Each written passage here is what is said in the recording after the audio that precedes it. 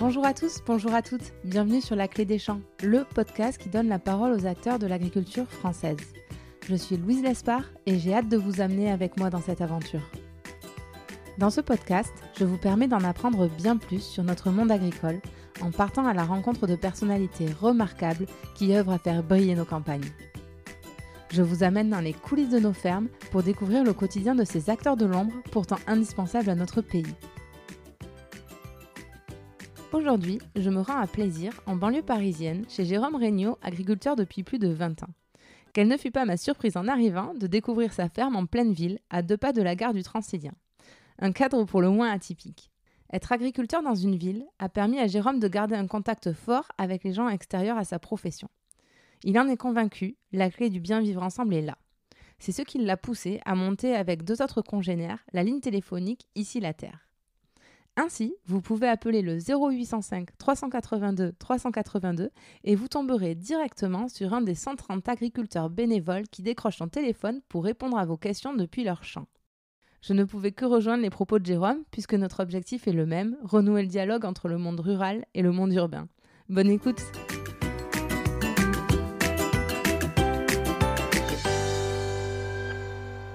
Bonjour Jérôme, tu vas bien? Oui, très bien, merci Louise. Merci beaucoup de m'accueillir sur ta ferme à Plaisir, à 25 minutes de la Défense à Paris. C'est vrai. Est-ce que tu pourrais nous expliquer un peu qui tu es et nous dire dans quel contexte on est ici? Oui, donc Jérôme Regnault, je suis professionnellement ce qu'on appelle un céréalier, un agriculteur en grande culture. C'est vrai que j'ai la particularité d'être installé sur une exploitation en ville. On parle souvent de périurbain, mais moi, à Plaisir, une commune qui passe les 32 000 habitants et qui se situe exactement sur le coup de crayon de compas des 30 km de Notre-Dame, à vol d'oiseau. Donc on est vraiment en milieu périurbain. Oui, complètement. C'est vrai que je suis venue et je suis passée devant la gare du Transilien carrément et on est vraiment au cœur de la ville. C'est très surprenant. On en reparlera tout à l'heure de qu'est-ce que ça représente d'être agriculteur en ville. Tu nous expliquais que tu étais céréalier. Qu'est-ce que tu fais comme production exactement? Alors en production, je fais donc des grandes cultures, donc une petite moitié en blé, ensuite de l'orge de l'hiver, de l'orge de printemps pour la brasserie, pour faire de la bière, du colza pour d'huile et du colza rustique à des fins industrielles, des févroles, c'est de la protéine animale, et du maïs, également alimentation animale. Un sacré programme. Oui, ça demande, en fait, on est dans un secteur où les terres sont très hétérogènes de qualité, donc toutes les cultures ne vont pas partout. Et ça me permet surtout, pour une question d'organisation de travail suite à mon installation, puisque je travaille quand même sur 300 hectares, mieux m'organiser, c'est-à-dire avoir 6 cultures, c'est pas intervenir partout en même temps, c'est étaler le travail dans l'année et puis chercher le potentiel selon les valeurs des sols. Ça a été quoi pour toi le déclic, le jour où tu t'es dit je veux être agriculteur? Je crois que tu as repris la ferme de tes grands-parents et de tes parents, ouais. C'est ça? Tu peux nous raconter? Le déclic, je ne le connais pas tout à fait parce qu'aussi loin que je me souvienne, j'ai voulu faire ça depuis que j'avais 5-6 ans. Si je pouvais, en rentrant, le groupe scolaire étant à côté de la ferme, poser mon cartable et courir rejoindre mon père, dès que j'avais l'autorisation de le faire, je le faisais. Donc, j'ai toujours voulu faire ça. Pas que ça, parce que on est dans un milieu où on a beaucoup d'ouverture d'esprit, mais je savais que ce serait la base de ma vie. D'accord, donc une vraie vocation dont tu n'as jamais douté. Ça fait combien de temps que tu es installé là? Ça fait pile 20 ans, je me suis installé le 1er avril 2000. Ah oui, d'accord, félicitations. Et dans ces 20 ans, tu n'as jamais douté de cette vocation-là? Tu es toujours sûr de tes choix? Oui, et je dis même souvent que même si un jour je fais un peu autre chose, ou même si je ne sais pas quand sera ma retraite, qui sera familièrement ou extérieurement mon successeur, mais moi je sais que mentalement et dans ma façon de vivre, je serai toujours agriculteur. Et tes enfants, ils ont la même passion que toi? Tu leur transmets ça? Alors je leur transmets sur le quotidien, ils adorent être avec moi. C'est vrai que j'ai 4 enfants, une fille suivie de 3 garçons. 14 ans, 6 ans et 10 mois. Donc pour le dernier, on a le temps. Celui de 14 ans s'intéresse un petit peu plus parce qu'en grandissant, etc. Celui de 6 ans, c'est le plaisir de voir le matériel, passer du temps avec moi. Mais c'est surtout ça, c'est passer du temps avec moi. Par exemple, pendant les 2 mois de confinement, évidemment, ils étaient heureux comme tout de venir s'aérer et passer la journée dans les champs avec moi. C'est pas encore la passion du métier, c'est le plaisir d'être ensemble, passer du temps avec son papa. de voir qu'il fait quelque chose qui lui plaît aussi. Je pense que quand on a les yeux qui brillent, on transmet mieux les choses. Bien sûr. Et puis, le côté les engins pour un enfant, c'est terrible. Donc, évidemment, voilà, quand on va sortir pour la première fois la moissonneuse, là, je sais que Paul, qui a 6 ans, sera évidemment tout près de moi. Ouais. Ils ont la chance de ne pas avoir les camions et les tracteurs qu'au format jouet. Ils ouais, les ont dans le jardin. C'est vrai. Et tu pourrais nous décrire une de tes journées type? Oui, c'est vrai que la particularité d'une journée type pour nous, c'est qu'il n'en existe pas. Aucune journée ne se ressemble selon la période où on est, selon la météo qu'il fait, selon la nécessité d'intervenir dans les champs. Chaque journée est différente, c'est aussi un des grands plaisirs du métier. Mais que ce soit au cours de l'année, c'est-à-dire dès les semis d'automne, l'hiver en période plus creuse, au printemps, la reprise des cultures et leur protection, ou l'été pour la moisson, le timing n'est pas du tout le même. Par exemple, les périodes de semis, je vais partir très tôt, autour de 6 heures du matin pour rentrer minuit passé. L'hiver, ça va être bien plus calme, mais avec des journées de réunion, puisque j'ai quelques mandats professionnels, que ce soit dans ma coopérative ou des organismes professionnels. Derrière également, en fait, en fonction de la météo, vous allez intensifier votre journée. Ce qu'on disait ensemble, c'est-à-dire qu'en effet, une journée, vous allez avoir 3-4 heures de réunion. Ce ne sont pas des heures qui peuvent être perdues. Il va falloir intensifier la journée qui suit ou dans la soirée. Pour regagner ça, le temps, la météo ne nous permet pas de décider quand on travaille et à quel moment. On est un peu contributaire. C'est le charme du métier, mais il faut l'accepter. Et puis on essaye de concilier ça aussi avec la vie de famille. C'est important aussi, évidemment. Donc là, les deux grands commencent à être un peu autonomes. Les plus petits, c'est encore assez facile de s'organiser. Mais c'est vrai que pour moi, une journée est une journée. C'est-à-dire que peu importe qu'on soit dimanche, jour férié ou ceci ou cela, c'est la nécessité de faire ce qu'il y a à faire qui va guider ma journée de travail. Et à côté de ça, il peut m'arriver, puisque mon épouse a des horaires particuliers aussi, tout d'un coup de décider qu'on va se mettre au vert 2 jours en pleine semaine. Ouais. Voilà. Justement, tu as la possibilité de partir en vacances un peu comme tu en as envie ou c'est compliqué? Comme j'en ai envie, non. Si, je peux décider de tout laisser partir. C'est la chance d'une profession libérale, si on peut encore appeler ça comme ça. Mais non, évidemment, avant tout, se mettre à jour de son métier, anticiper les problématiques à venir. Et puis derrière, oui, on a quand même des périodes en grande culture. Là, je mets un bémol vis-à-vis de mes collègues éleveurs. En grande culture, on a des périodes un peu plus creuses l'hiver qui nous permettent de prendre un peu de repos, un peu de temps en famille. C'est sûr que les enfants le comprennent, l'été c'est pas trop pour eux. Alors les grands-parents sont là, la famille, les amis sont là, mais en effet c'est pas le rythme d'un autre enfant là-dessus. Donc on prend d'autres temps, ils ont aussi la chance d'avoir un autre rythme de vie. Et là, pendant le confinement, si on prend cet exemple, quel enfant n'aurait pas rêvé d'avoir le cadre de vie d'un enfant d'agriculteur? Complètement. Tu n'es pas seulement agriculteur, tu es aussi un des fondateurs de Numéro Vert qui s'appelle Ici la Terre. Tu pourrais nous raconter le concept un peu de ce numéro vert que vous avez mis en place? Oui, Ici la Terre est en fait un numéro vert d'appel qui a été constitué par un collectif. Donc nous avons remarqué avec Fanny et Olivier, deux collègues et amis agriculteurs des Yvelines, Fanny étant éleveuse, Olivier est agriculteur, mais avec une diversification au niveau des chevaux, d'accueil et de vente de foin pour les centres hippiques. Et moi, ici, en Plaine de Versailles, qui fait partie d'une association qui communique beaucoup avec les riverains sur les réalités de mon métier, nous avions constaté, en pleine période un peu difficile des regards autant des Français que des médias sur notre profession, que malgré le contexte périurbain des Yvelines, nous, on ne le vivait pas du tout de la même manière. C'est-à-dire que oui, ce qu'on aime appeler l'agribashing existe, on le voit, on le ressent, par des témoignages de collègues dans les médias, mais quotidiennement, nous qui serions normalement plus exposés, on ne le vivait pas comme ça. Et on s'est dit, pourquoi ? Parce que tout simplement, par nos manières d'être, nos manières de fonctionner, Fanny, sa vente en direct à la ferme, Olivier, l'accueil de personnes dans des loisirs, mais avec des choses aussi passionnelles que les chevaux, donc avec un regard très critique si ça devait se passer mal. Et moi, ici, en milieu urbain, à parler avec le grand public, on était identifiés sur nos pratiques, sur ce qu'on est. On a constaté donc que si l'image de l'agriculture était parfois difficile, critiquée, à tort ou à raison, peu importe, l'image de l'agriculteur, elle, restait positive. On aime s'approprier son agriculteur, on aime dire oui, mais à côté de chez moi, c'est peut-être différent parce que je le connais, parce que ceci. Et donc, c'est cette sincérité qu'on voulait développer. Donc on a eu l'idée avant tout en première opération de lancer ce numéro vert d'ici la Terre qui permet aux Français, c'est un numéro national, d'appeler à tout moment de la semaine du lundi au samedi 9h-18h pour tomber sur un agriculteur en direct. C'est un professionnel agricole qui répond. 130 agriculteurs ont accepté de faire partie de l'aventure en France, tout type de production et dans ces productions-là, tout type de façon de produire, du conventionnel, du bio, toutes les labellisations qu'on peut connaître dans le métier. Et les gens, vous les appelez, ils sont au téléphone, ils ne sont pas derrière un bureau, ils ne sont pas sur une centrale d'appel, ils sont en train de travailler. Donc voilà, moi je peux être dans mon tracteur en train de semer et tout d'un coup, ça sonne, c'est ici la Terre, bonjour Jérôme. Donc parfois j'ai 15-20 minutes, parfois j'en ai que 2, comme je peux avoir 2 coups de fil. Mais voilà, un échange sincère, une question.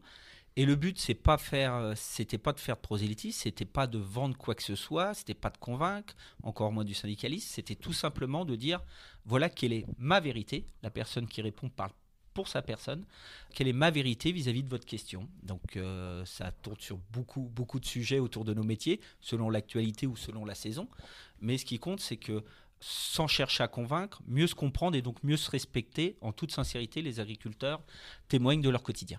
J'ai pu tester le numéro puisqu'avant de venir, j'ai appelé. Ouais. Le temps qui est employé notamment sur l'enregistrement en amont qui dit bienvenue sur Ici la Terre, la musique, ça se veut très convivial. C'est volontaire de rendre accessible ce métier aussi par l'environnement sonore et que c'est l'air détendu et convivial, c'est le mot. Oui, bien sûr, mais ça doit l'être. C'est-à-dire que le but est une meilleure communication, comme je disais, regagner du respect ensemble, mais c'est mutuel, ce respect. C'est-à-dire que nous aussi, mieux respecter via tous les appels qu'on reçoit, et accepter un peu plus facilement le regard qu'on portait sur notre profession. On doit mieux se comprendre dans les deux sens, c'est-à-dire que la peur pour les agriculteurs d'être regardés que par la critique, alors qu'on le voit très bien depuis qu'on a lancé ce numéro vert, c'est loin d'être le cas. Plus d'un tiers des appels sont simplement un mot de soutien et d'amitié. Et même les autres appels, quand il y a une discussion, plus ou moins jamais houleuse, mais plus ou moins appuyée, finit toujours par un remerciement en disant c'est formidable ce que vous faites et c'est sain de se parler. Et les Français, eux, doivent retrouver aussi la confiance parce que l'agriculture française est une des plus pointues au monde, une des plus vertueuses également. Donc cette image d'Épinal qu'on veut avoir parfois parce qu'elle va bien aussi avec le commerce à la ferme, mais soyez fiers de la réalité de votre agriculture et rappelez que le professionnel du sujet, c'est l'agriculteur. Ouais. On n'est pas des gens comme ça, les pieds dans nos bottes, qui faisons n'importe quoi, n'importe quand. Bien au contraire, on a eu une évolution de notre métier comme peu de filières professionnelles en ont eu en France. C'est vrai que l'évolution, elle a été très rapide. Et tu le disais, ici, toi, tu avais un bon rapport comme Fanny et Olivier parce que les gens te connaissaient. Est-ce qu'un des soucis aussi, c'est pas qu'aujourd'hui, les gens n'ont plus la chance d'avoir un agriculteur dans leur entourage? À Paris, aujourd'hui, on a des générations de citadins et pour avoir un agriculteur à côté ou aller se fournir chez un agriculteur directement, c'est très compliqué pour ces gens-là. Le problème, il vient pas de là aussi? Si, il vient qu'en effet, il y a eu une distorsion des liens. Et pour autant, je vais l'expliquer, mais à mon sens, c'est autant un défaut qu'une chance. Et pour autant, chacun reste très attaché à son agriculture. Alors c'est une chance parce que pour se parler, le côté, ce que je disais, l'importance de pouvoir identifier un agriculteur et puis de se l'approprier un petit peu sur l'image ou quoi que ce soit. Mais quand on a fait par exemple nos opérations de communication pendant le salon de l'agriculture, la semaine du salon à Paris, tout le monde est agriculteur. Quand vous parlez avec les gens, ils vous disent « mais je connais ». Alors, il y a des gens qui ont 70 ans, leur grand-oncle était agriculteur. Très bien. Donc cet attachement-là est très important. Quand je dis c'est une chance, c'est parce qu'on peut travailler là-dessus. Vraiment ce côté attachement à la ruralité et aux différents métiers de l'agriculture. Mais c'est aussi un défaut, c'est-à-dire que pensant connaître, ils se permettent donc de juger. Et l'agriculture qui connaissent ou qui pensent connaître n'est plus du tout celle qui est effective en France en ce moment avec les jeunes installés. Moi qui suis, on le disait tout à l'heure, installé depuis 20 ans seulement, j'ai eu une évolution terrible sur mon exploitation, des outils de décision, des outils d'application, de la manière de travailler, de la manière de gérer mon exploitation, c'est plus du tout la même. Et rien que l'essentiel du métier, qui est le travail technique, mon frère, qui n'est pas du tout du métier, a passé évidemment toute sa jeunesse dans l'exploitation, aider à la moisson. Je pense qu'aujourd'hui, du jour au lendemain, il vient ici, il n'est pas capable de faire un mètre avec le tracteur. Il va dire, attends, comment ça se passe? Les choses ont vraiment évolué, comme tout métier, et bien heureusement. en confort, etc., mais surtout en sécurité. Comme je disais, sur la prise de décision et sur l'application de cette décision, c'est le jour et la nuit que ce qui pouvait se passer il y a 40 ou 50 ans. Oui, tout est mieux maîtrisé. Tu disais, vous avez recruté 130 agriculteurs. Comment vous avez fait pour recruter ces agriculteurs qui acceptent de faire des permanences et qu'est-ce qui les motive? Parce que, mine de rien, d'assumer les questions sur les pesticides, sur le bien-être animal, il faut quand même avoir envie de s'y filer, entre guillemets.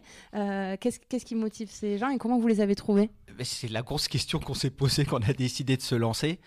Moi, la plus grande satisfaction, et là où j'ai pris un énorme élan de motivation, c'est qu'on a eu 0 refus de participer. C'est-à-dire qu'on a fait jouer nos réseaux avec Fanny et Olivier. Fanny dans le milieu de l'élevage, Olivier dans le milieu équin. Moi, grâce à mes différents mandats en coopérative, localement, les amis, des connaissances, etc.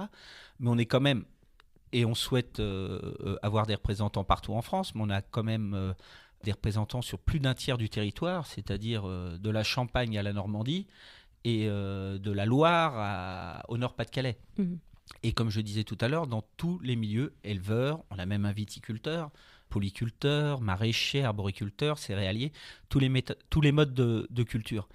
Et quand on les a contactés, avec ce discours-là qui disait « Moi, je demande qu'un critère, c'est que vous parliez que de vous, et évidemment, vous soyez un professionnel agricole, et que vous ne parliez que de vous.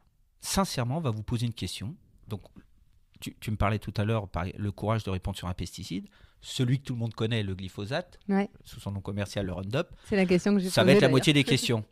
Donc, commencez pas à dire oui, mais on vous raconte n'importe quoi, etc. Non, du glyphosate, j'en utilise pas. Si j'en utilise, comment, pourquoi? Sincèrement, comment vous avez pris votre décision de prendre le glyphosate? Et quand on explique le glyphosate, moi, je n'ai jamais eu un coup de fil qui se passait mal. Bien au contraire, quand j'explique comment interdire le glyphosate en France, c'est demain plus en consommer dans nos assiettes potentiellement. Tout le monde le comprend. C'est-à-dire, interdire le glyphosate en France, c'est faire reculer une agriculture qui n'utilise jamais ce produit, jamais, sur une culture qui va être récoltée. De la vie de mon père, de ma vie, de mon entourage, personne n'a jamais traité au glyphosate une culture qui allait à récolte. C'est un produit utilisé en interculture chez nous. Ce qu'on m'expliquait, c'est que hier, quand j'étais en Normandie chez un autre agriculteur, et tu me diras si, mais je trouve l'image assez parlante pour nos auditeurs, pour illustrer ce que tu racontes, c'est que c'est comme utiliser de la javel à la maison, qu'on l'utilise pour décaper le champ et tuer les mauvaises herbes, etc., avant de replanter quand il y a besoin, en fait. Et je crois que maximum, c'est 8 litres de glyphosate par hectare que vous avez le droit d'utiliser, c'est ça? Oui, et encore, moi je dois passer à 2,5 en interculture. Et elle, hier, elle était à 2 litres. Voilà. Exactement. Entre 2 et 2,5 selon s'il y a des vivaces, sans rentrer dans la technique, mais par hectare, et une fois l'an. Moi je dis, j'en utilise, mais très très peu, sur même pas un tiers de ma surface et à des petites doses. Mais là, n'est pas la question. La question est la peur. Et moi je suis pas médecin, quand je dis qu'on doit redonner la parole aux professionnels, chacun son domaine. La peur qu'avaient les Français vis-à-vis de leur santé, de retrouver possiblement dans leurs urines les glyphosates, et là peu importe que ce soit le résidu d'une molécule, de son activant, quoi que ce soit, la question elle doit être posée. La santé, c'est quand même quelque chose de primordial. Ce qui est certain, c'est que si il est vrai qu'il y a des résidus de glyphosate dans nos urines, elle ne vient pas d'une agriculture française, puisque jamais ce produit ne va sur une culture qui est récoltée. Alors que nos collègues, alors un petit peu outre-Manche, mais surtout outre-Atlantique, l'utilise systématiquement. C'est-à-dire un agriculteur américain ou canadien, quand il fait venir l'entrepreneur et ses 12 moissonneuses, tout doit être mûr en même temps. Moi, dans quelques jours, je vais attaquer ma moisson, je fais 30 mètres dans le champ, il n'est pas mûr, rendez-vous dans 2-3 jours. Chez eux, c'est pas ça. Hein. Tout doit être balayé, les 10-15 000 hectares doivent être faits en même temps quand l'entrepreneur est là. Donc, ils programment la maturité en forçant celle-ci avec le glyphosate, et donc ils passent sur leurs céréales 5-6 litres de glyphosate, et là, il y a un risque de rémanence dans le grain. Donc attention à ce qu'on importe, attention à ce qu'on donne à manger à nos animaux, attention à ce qu'il y a dans vos céréales du matin, parce qu'un des plus gros importateurs, c'est le fameux coq très connu sur les boîtes de céréales. Donc voilà, s'il y a problématique, on l'identifie, mais par contre, on ne laisse pas cette opprobre sur l'agriculture française, sur quelque chose dont on n'est pas responsable. Et cette facilité de dire « Oh, il y a un danger de glyphosate, on l'enlève aux agriculteurs français », c'est faire reculer notre économie agricole, c'est donc importer d'autant, parce qu'on ne va pas arrêter de manger, cette agriculture qui n'est plus produite chez nous. Et l'agriculture extérieure, elle, on utilise du glyphosate sur culture. Donc c'est paradoxal, mais l'interdire, c'est potentiellement prendre le risque de plus en consommer demain. Et ça, ces échanges sincères, c'est un exemple parce que c'est beaucoup d'appels là-dessus. On a pris le temps de le développer, Louise, mais c'est beaucoup d'appels sur ce sujet-là. Mais c'est un exemple. Quand l'agriculteur explique comment il l'utilise et qu'il n'est pas concerné par ce risque-là, mais attention à ce qu'il se dit et attention aux conséquences, là, le discours, il est sincère. Et la personne, à l'autre bout du fil, elle le comprend. Alors, parfois, on se dit, tiens, c'est des coups d'épée dans l'eau parce que c'est des 15-20 minutes d'échange sincère avec quelqu'un, mais une personne. Puis de temps en temps, un petit bout de flash info détruit ça en 5 minutes à toucher 50-60 000 personnes. C'est le jeu. Mais au moins, ce travail de fourmi, moi, je suis sûr que la sincérité l'emportera. Là où je te rejoins, c'est que je pense que les questions, elles devaient être posées sur la table parce qu'elles sont légitimes d'être posées sur la table, mais peut-être qu'on n'a pas donné assez la parole aux agriculteurs pour répondre à ces questions-là, expliquer concrètement ce qu'on fait, et peut-être que les médias ont aussi un peu biaisé ces discours-là, non ? Non, mais tu as tout dit, c'est-à-dire qu'on a évidemment, nous, le monde agricole, notre faute engagée, c'est-à-dire qu'en effet, on a été dans un moment d'accélération de notre métier qui a fait qu'on a oublié ces choses-là. On s'est permis simplement d'être bon techniquement, mais en oubliant de le dire, parce que ce n'est pas notre métier. De base, nous, professionnels agricoles, et nos représentants ont oublié cet aspect-là. Et du coup, évidemment, la nature et les médias encore plus, ayant horreur du vide, ont pris la place sur ces sujets-là. Et puis la peur fait toujours mieux vendre que dire attention, tout va bien. Mais c'est essentiel de prendre le temps de dire ce qu'on fait, comment on le fait. Ça fait partie du jeu, ça fait partie aujourd'hui du métier. Et c'est pour ça, vraiment, moi, quand j'avais vu l'ensemble des agriculteurs me dire à moi, à Fanny ou Olivier, Banco, on participe, certains disant, mais attention, moi, je ne suis pas un professionnel du tout de la communication. J'ai dit non, tu réponds à un coup de fil comme si ton représentant agricole t'appelle pour un renseignement ou ton voisin dit, tiens, qu'est-ce qui se passe là-bas ? Tout simplement. Du coup, ils n'ont aucune charte... je sais pas, de conduite ou de réponse ou de... Du tout. La simple sincérité et l'engagement, en gros, de parler de soi, c'est-à-dire on n'est pas là, le traditionnel ne doit pas dire « mais le bio vous ment », le bio ne doit pas dire « mais le traditionnel est dégueulasse ». Chacun parle pour soi. C'est ça l'essentiel de la chose. Mais sinon, à part être un professionnel affirmé et passionné, il n'y a aucun engagement de leur part.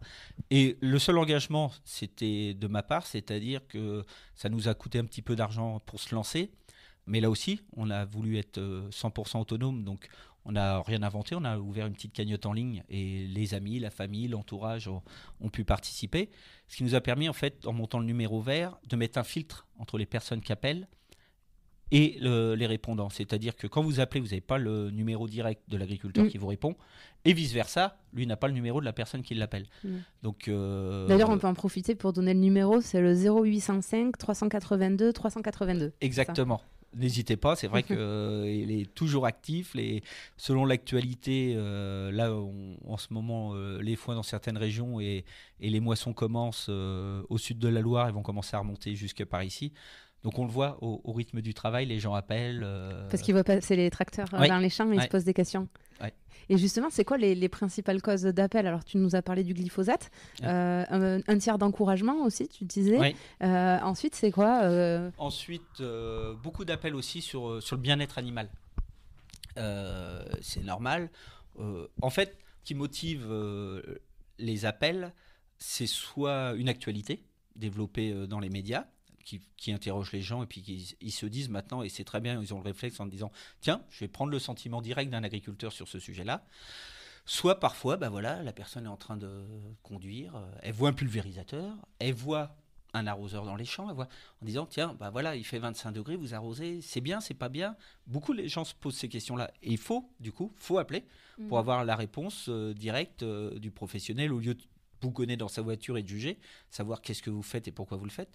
Donc vraiment, ces rythmes-là de soit l'actualité, soit ce qu'on a sous les yeux, donc au rythme du travail des agriculteurs, font le nombre des appels. Donc le troisième pôle, c'est vrai, c'est beaucoup le bien-être animal, et notamment à la sortie d'hiver, il y avait eu des vidéos qui circulaient. Alors, c'est le bout de la filière de l'élevage, mais c'était sur les abattoirs. Mais le bien-être se pose de l'élevage à l'abattoir.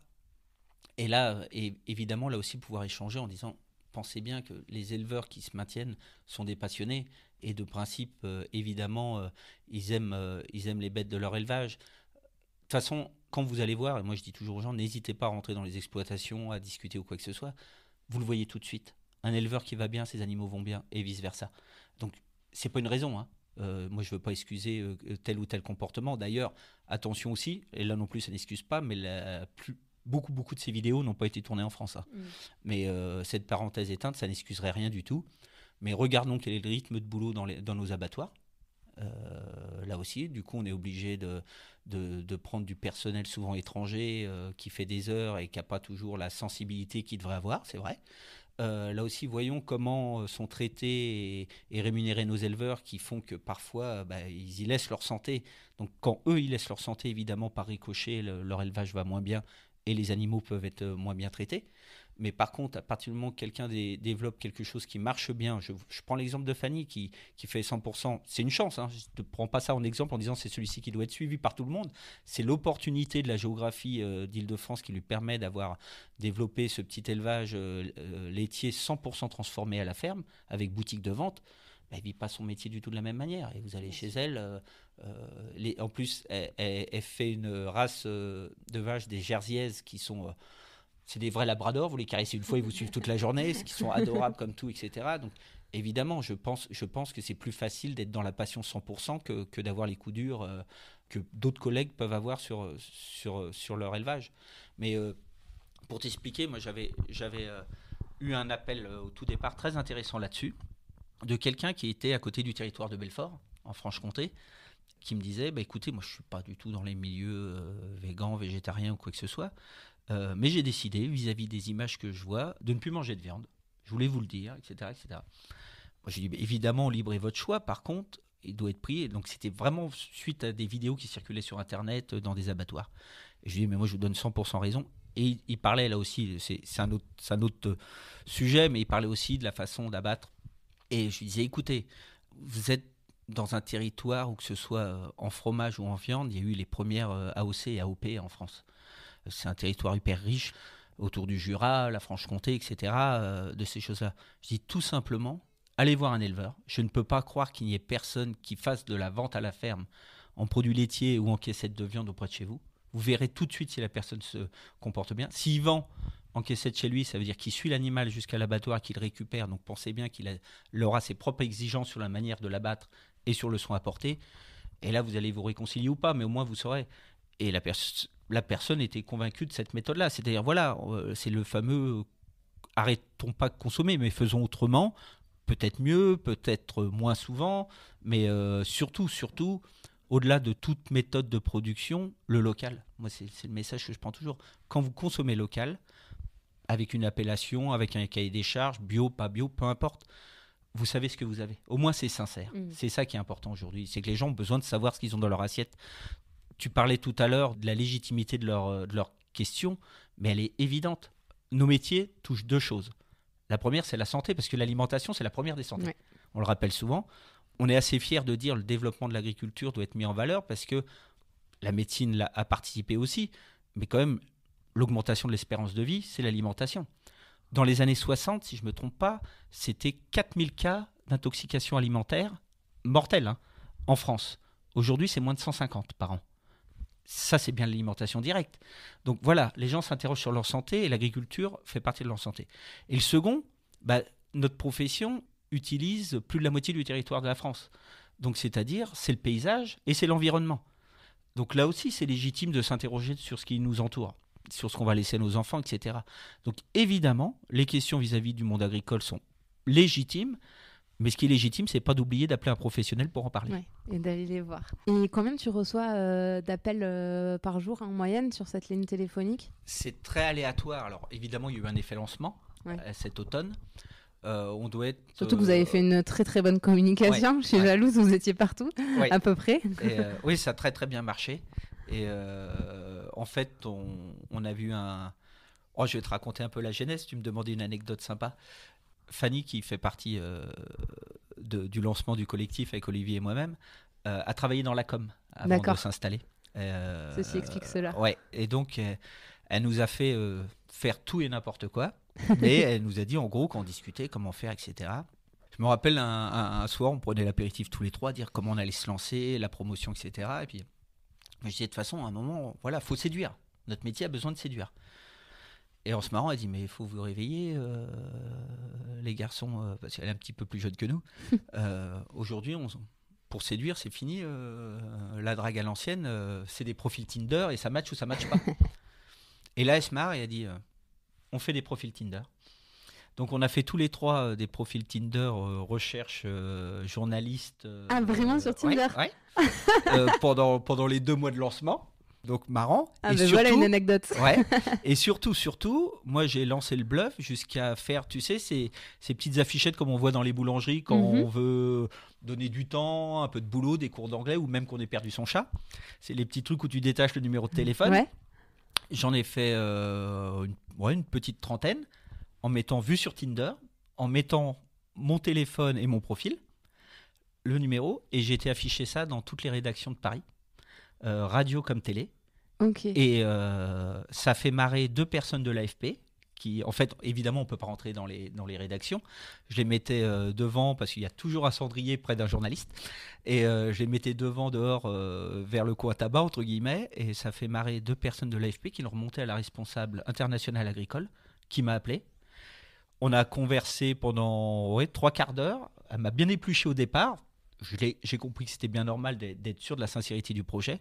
Et derrière, elle m'a dit gardez bien votre téléphone, je vous fais un beau papier. Et donc là, le blanc-seing vis-à-vis de tous ses collègues journalistes était posé. Et ça nous a permis de faire TF1, de faire France 2, France 3, de nombreuses radios. Enfin bon, voilà. Ah, on a eu tout le crédit vis-à-vis de la profession. Vous avez été récompensé, vous avez été créatif. C'est bien. Exactement. Et comment tu vois la suite de ce numéro-là? C'est quoi vos objectifs pour la suite?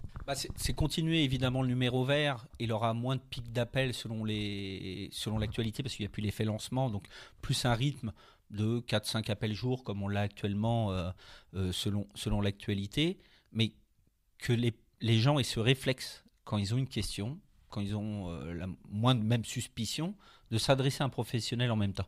Voilà, ils ne vont pas aller chercher un avis, ils vont se faire leur avis grâce au témoignage d'un agriculteur. Et derrière, on est sur plusieurs pistes, on y travaille pour se relancer. Si on avait fait quelque chose de très très sympa là, juste avant le confinement, pendant le salon de l'agriculture, on a lancé un speed dating agricole, c'est-à-dire que là aussi, vu notre succès médiatique, le salon a eu la grande gentillesse et c'est très exceptionnel de nous inviter, nous accueillir. Top. On était sur la passerelle qui est entre tout le pôle élevage et les provinces, donc un grand passage. Je le vois bien. On a mis 5-6 manches debout, des tabourets, un petit sablier avec une petite cloche façon joueur d'échecs quand tu passes la main. Et c'était 5 minutes, une question, une réponse. Des agriculteurs du collectif sont venus 6 par 6 passer une demi-journée au salon. Nous, déjà, ça nous a permis d'avoir un moment convivial entre nous, ce qui fait partie et du métier et de l'aventure du collectif. Et en plus, les gens très sympas passaient, s'arrêtaient. Alors, il y a eu quelques questions, mais c'était beaucoup des échanges. Voilà, ils avaient entendu parler de nous et tout. Beaucoup des échanges, des moments. Là aussi, donc, du coup, visuellement se faire identifier par la presse professionnelle, rencontrer pendant les visites beaucoup d'élus et de gens de la société civile qui parlent de nos questions agricoles. Et ça a été très sympa, ça a été une super initiative. Et puis là, on est sur quelque chose pour la rentrée, mais je t'en parlerai. Ça marche, on suivra ça attentivement. Et pour tes enfants, ça leur apporte quoi? Parce qu'ils ont quand même la chance d'avoir une double culture. Il y en a, c'est d'avoir une mère anglaise, un père français. Toi, finalement, c'est d'avoir un père agriculteur, mais de vivre à 30 km de Paris. C'est une richesse pour eux, ça, non? J'espère. Il y a une double chose dans ce que tu dis. La première, c'est vrai que c'est vis-à-vis de ce que je te disais.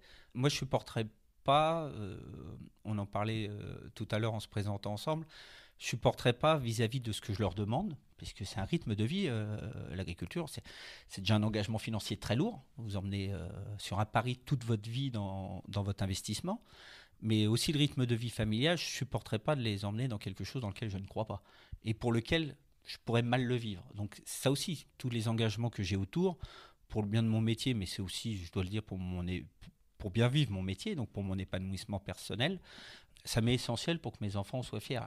Je prenais un jour un comparatif. C'est par exemple insupportable d'entendre que certains enfants de policiers sont obligés de taire la profession de leurs parents. Moi, enfant, quand moi j'étais gamin, celui qui avait un père commissaire de police, il en était fier. En gros, mon père, c'est le shérif, quoi. On en rigole comme ça, mais c'est vrai. Là, aujourd'hui, un enfant de 5-6 ans, les parents qui sont policiers lui apprennent en disant le dis pas, quoi. Mon Dieu, j'espère que ça n'arrivera jamais dans ma profession. J'en serais mais plus que malheureux. Donc la fierté du regard des enfants, c'est essentiel.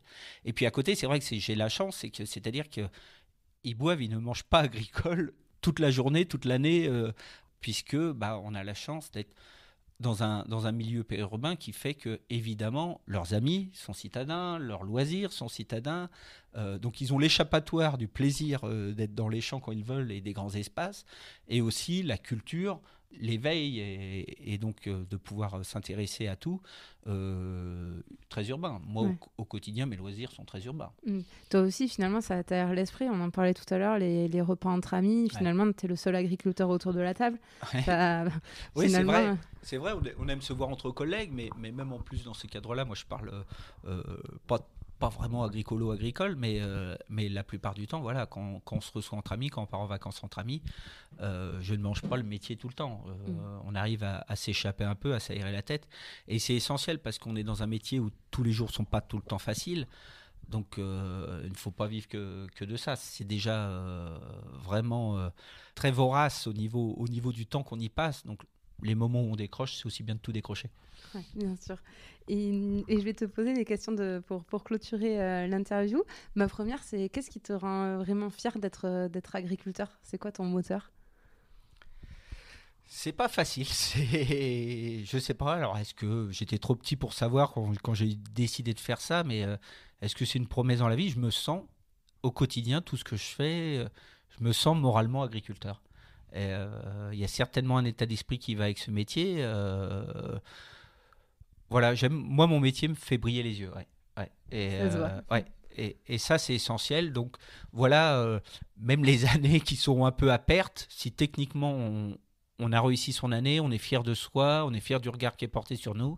Et puis, je crois beaucoup en notre métier parce qu'on a encore beaucoup de services à rendre à la société civile qui nous entoure, aux riverains qui nous entourent.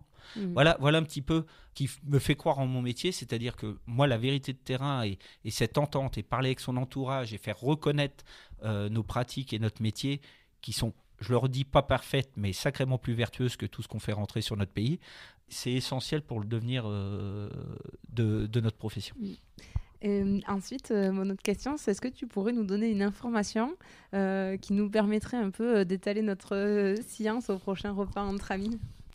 C'est pas facile non plus parce que c'est vrai qu'en grande culture, il y a des choses très techniques, mais alors là, faut déjà que le sujet arrive sur la table pour parler de ça. On n'est pas rentré dans tout ce que je fais, mais c'est vrai qu'étant engagé en agriculture de précision, j'aurais pu te faire voir comment les applications se font, comment les décisions se prennent, les cartes de satellite, le développement d'applications des drones.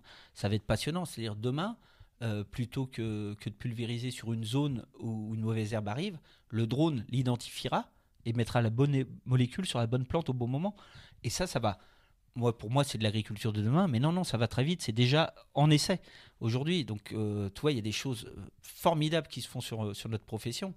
Après, ce qui peut être intéressant, c'est vrai, c'est de parler de ce que représente aujourd'hui. C'est vrai qu'on le disait tout à l'heure, on est de moins en moins nombreux, moins de 3% de la profession. Pour autant, en emploi indirect, on représente plus de 10% du monde professionnel français. Et on fait vivre bien plus que la France parce qu'on est encore exportateur de denrées alimentaires. Et je leur dis de denrées alimentaires sincères, c'est-à-dire que le cahier des charges français, on sait ce qu'il y a dedans. Oui. Donc, consommer local avant tout. Quand vous le pouvez, quand vous avez un professionnel à côté de vous, tant mieux s'il est bio, tant mieux s'il donne toutes les garanties de production. Mais à partir du moment que vous consommez du local, vous savez ce que vous avez dans vos assiettes. Complètement. Et pour finir, vous savez que nos auditeurs, ils peuvent te joindre s'ils ont une question. Peut-être aussi le moment de rappeler le numéro vert. Avant tout, voilà, je les invite à évidemment composer le numéro vert, le 0805 382 382, tout au long de la semaine. Ce qui est sympathique, c'est qu'en plus, ils pourraient, avec une question différente ou même non, avec la même question, ils pourraient s'amuser à la poser 3-4 fois. Il y aurait autant d'échanges différents qu'il y aurait d'agriculteurs qui répondent, puisque c'est un professionnel qui répond en son nom. Donc selon si vous allez tomber sur un éleveur de Normandie ou un céréalier de la Marne, ça va peut-être pas être le fond. je pense que la technique sera la même, mais l'échange, là où une conversation nous emmène, et on en est témoins tous les deux aujourd'hui, sera complètement différent. Donc ça, c'est assez sympa. Et puis évidemment, sur les réseaux sociaux, ici la Terre, très actif sur Facebook, un peu Twitter également. Donc de ne pas hésiter surtout à prendre contact avec nous. Il n'y a aucune question qui se refuse sur notre profession. Super. Eh bien, merci beaucoup Jérôme de m'avoir reçu et à très bientôt. Merci. J'espère que cet épisode vous aura plu. Si c'est le cas, n'hésitez pas à laisser une note 5 étoiles ou à en parler autour de vous. Ça m'aiderait énormément pour faire connaître le podcast. Merci beaucoup et à bientôt pour prendre ensemble la clé des champs.